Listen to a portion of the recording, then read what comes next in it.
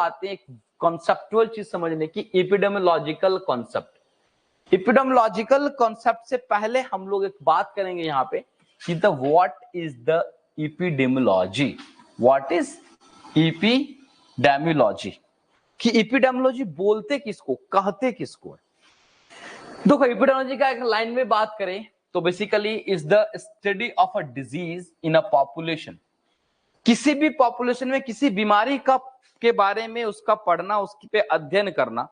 किसी एक पॉपुलेशन में, खास पॉपुलेशन हम कह सकते हैं कि हम लोग कहते हैं कि भाई और इसकी मान लो डायबिटीज की एपिडेमियोलॉजी बताओ, फला एरिया में वहां कैसे चल रहा है, वहां कोरोना आया तो उसकी एपिडेमियोलॉजी क्या बता, कि उसके बारे में पूरा डिटेल पढ़ते कि कैसे हो रहा है, कितने लोग इसमें मर रहे हैं, क्या कर रहे हैं, नहीं कर रहे हैं, कितने अफेक्टेड होते हैं, कितने नॉर्मल होते हैं। तो ये सारा चीज स्टडी ऑफ दिस।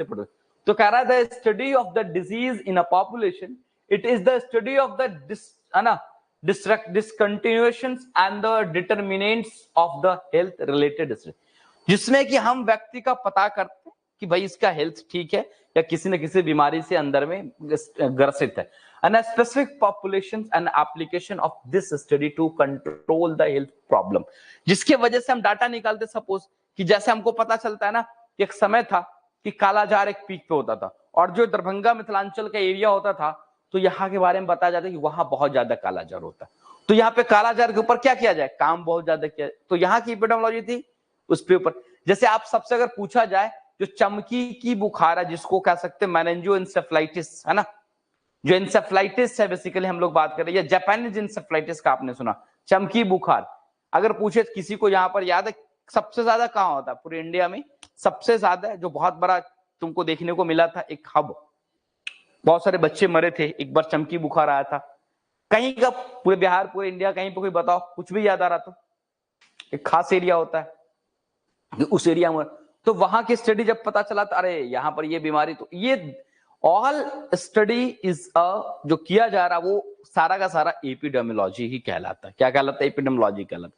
जैसे आपने सुना होगा, मैं बता देता हूं किसी का आंसर नहीं आया तो, कि गोरखपुर के अंदर में बहुत ज्यादा जापानीज इंसेफ्लाइटिस का केस आता है। हाँ, Muzaffarpur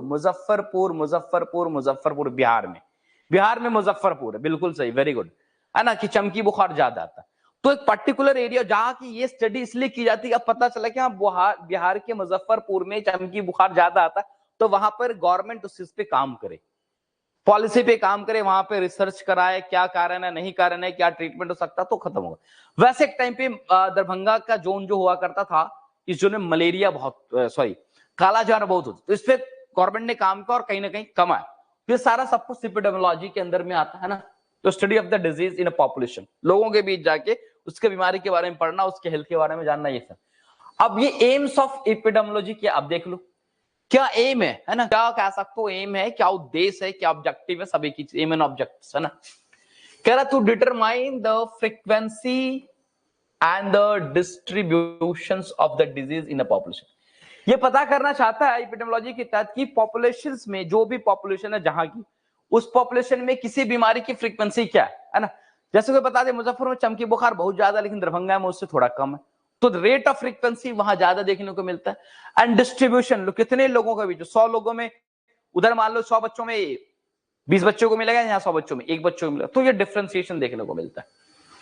identify the risk factor, और जब पता चला कि ये एक बीमारी है तो उसके बारे में फिर दिखाया जाता है कि एक बेनिफिट, इसका एम ये है कि पता करो आखिर रिस्क फैक्टर क्या है ना। कई बार सुनते थे ना, क्या लीची खाने से हो जा रहा, तो बना देगा लीची रिस्क फैक्टर है ना। सुनेगा आप लोग की इंसेफ्लाइटिस, और खासकर लीची वाले दिन में होता है कि यहाँ की लीची के खाने की वजह से बच्चों में क्या कहते हैं कि चमकी बुखार ज्यादा आ रहा है, तो हो गया उसका रिस्क फैक्टर की लीची खा रहा है, वो उसका रिस्क फैक्टर बन गया। To assess the economical effect of the disease, और ये भी पता करना है कि अगर इस तरह की बीमारी आएगी तो कितना प्रभाव पड़ेगा इकोनॉमी पे, इकोनॉमिकल स्टेटस पे। जैसे कोरोना आया, तो कोरोना भी एक कम्युनिकेबल डिजीज था। कोरोना की स्टडी अगर की जाए तो सब पूरे वर्ल्ड वाइड या कह लो या इंडिया के अंदर में इकोनॉमी पे बहुत इफेक्ट डाला, सब कुछ बंद हो गया, खान पान, लोगों का काम धंधा सारा चौपट हो गया, बहुत लोगों ने लॉस में गया, बहुत लोगों का बिजनेस बंद हो गया। तो ये भी देखता है कि ये जो बीमारी है इस समाज में, इस सोशल में, इस पॉपुलेशन के पास, तो ये इकोनॉमी पे कितना इफेक्ट कर सकती है। तो इसके बारे में इसका एम ऑब्जेक्ट ये भी पता करना होता है एपिडेमियोलॉजी के अंदर में। अब the scope of the epidemiology, क्या स्कोप है, तो अलग अलग है ना, स्कोप में आता है कि आप क्या करना चाहते हैं। तो जैसे कि कार्डियोवास्कुलर एपिडेमियोलॉजी, क्या सिस्टम कार्डियोवास्कुलर को इफेक्ट करेगा, ये बीमारी वगैरह कुछ है उसके अंदर में। वैसे कैंसर की एपिडेमियोलॉजी, अलग अलग पर्टिकुलर डिजीज है यहाँ पर आ गया। Neuro epidemiology, molecular, genetic, computational and other epidemiological सब डिसिप्लिन है ना। तो ये बेसिकली टाइप है अलग अलग, जितना करोगे उतना ज्यादा डिवाइड होता हुआ चला जाएगा।